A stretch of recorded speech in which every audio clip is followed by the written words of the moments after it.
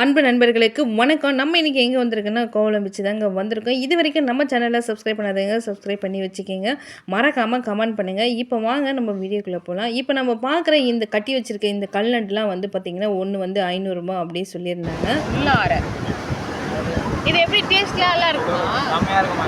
முள்ளு ஒரே முள் தான், ஸ்கின் எடுக்கணும் அவ்வளோதான்.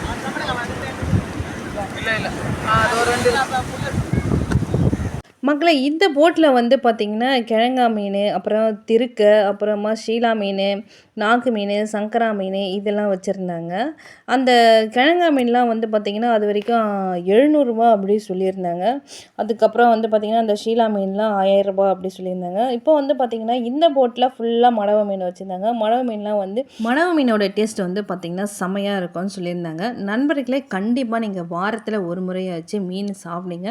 மீனில் வந்து பார்த்திங்கன்னா நிறைய சத்து இருக்குது, ஒமேகா 3 அமிலங்கள், நிறைய புரதச்சத்து. ஸோ அதனால் மீனை வந்து கண்டிப்பாக சாப்பிடுங்க.